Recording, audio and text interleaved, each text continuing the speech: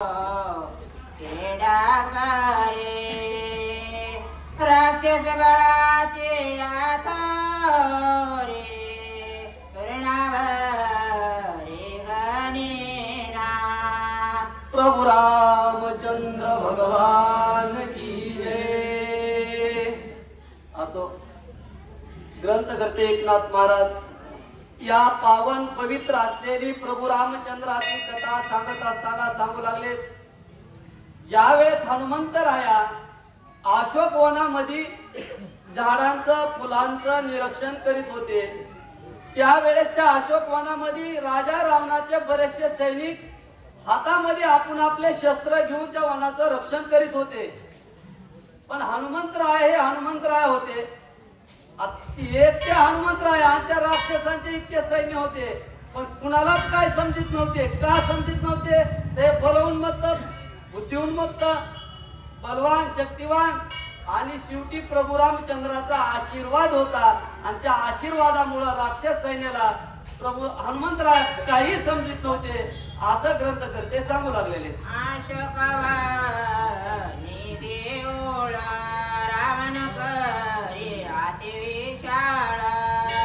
शास्त्र संभाचे प्रबळ रत्न प्रबळ मेकाळा।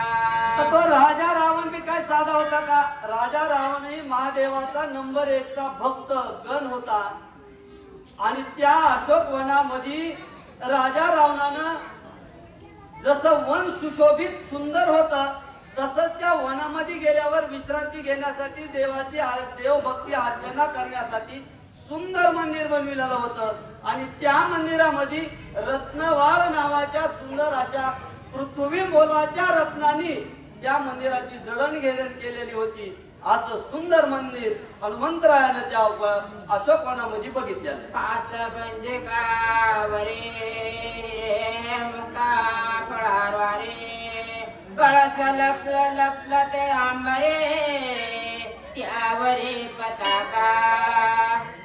अहो त्या असणारं मंदिर पाचूबद्ध नावाच्या अशा हिऱ्यांनी रत्नांनी जडविलेलं मंदिर, सुशोभित असं मंदिर आणि त्या मंदिरावर आकाशाला टेकन देईल असा सुंदर असा सोन्याचा कळस आणि त्या कळसावर पुन्हा जी आपल्या धर्माची ध्वज आहे ती ध्वज उभा केलेली होती। आता ते मंदिर हनुमंतरायानं बघितलं। कसं बघितलं? त्या मंदिराची उंची आणि तो ध्वज जणू काय आकाशालाच टेकन दिलंय का काय, असं हनुमंतराया बघितलं। सुवर्ण वेदिका दोई बाहे रत्ने जडते त्या माझी पाहे उठणे ठाई ठाये दिशे बोये प्रतिबिंबा। अहो त्या असणारा इतकं मंदिर सुंदर होता, पाचूबद्ध वेगवेगळ्या हिऱ्या माणिक मोत्यांनी बनविलेलं की त्या मंदिराकडे बघितलं की इकडल्या पृथ्वीची त्या वनाची सुद्धा प्रतिबिंब त्या पाचूबद्ध असलेल्या मंदिरामध्ये उमटून दिसत होतं। असं सुंदर मंदिर हनुमंतरायांनी बघितलेले। चंदन वना चैत्र वना त्या वनी दिशे शोभायमाना आनंद वना शीसमाना कैलास भवन त्या हे शोभे। आता ते वन अशोक वन होतं, त्या अशोक वनाची शोभा कशी होती? जे राजा इंद्राचं चैत्रवन त्याच्यापेक्षाही सुंदर शोभा त्या अशोक वनाची, महादेवाचं असलेलं वन त्याच्याही पेक्षा त्या सुंदर सुंदर अशी शोभा राजा रावणानं पूर्ण 33 कोटी देव जिथं चांगलं दिसल तिथली आणून तिथं मंदिर अशोक वन बनविलेलं होतं। त्याच्यामुळं सर्व वन त्या अशोक वनापुढं देवांचे सुद्धा फिक्के दिसत होते। असं सुशोभित वन हनुमंतानं बघितलेले। वनद्वारी प्रसादद्वारी राक्षस समान शास्त्र शास्त्री वरी जावया वाटन हे भितरे सुरासुरी दुर्धर। असं असणारं सुंदर मंदिर आणि त्या मंदिराच्या चौकून भोवती सशस्त्र असा सैन्याचा पहारा राजा रावणानं ठेवलेला होता। अहो राजा रावणाचा पहारा इतका बंदोबस्त सशस्त्र सैनिक हनुमंतराय म्हणले आता मंदिरात जायचंय पण कसं जावं जाण्यासाठी तिथून वाटच नव्हती असा सशस्त्र कोड बंदोबस्त राजा रावणानं ठेवलेला होता.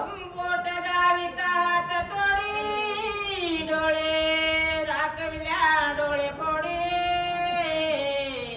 दुर्धर राक्षस परवडे करो पडो विकडे घर राखे. अहो त्या असणाऱ्या राजा रावणाचं सैन्य आता साहेब म्हणले तसं काय ते टेबल खालून घेणारे नव्हते आणि राजा रावणाचं सैन्य अहो कडोकट बंदोबस्त जर कुणी असं बोट दाखविलं तर बोट तोडायचे कुणी नजर लावली न डोळ्यात बाहेर काढायचे असं राजा रावणाचं सैन्य होतं आणि त्या मंदिराची त्या असणाऱ्या वनाचे राखण करीत होते. लंके परती सागर पुढे दुर्गाती दुर्धर द्या माझी रावण मंदिर आती दुस्तर परवेश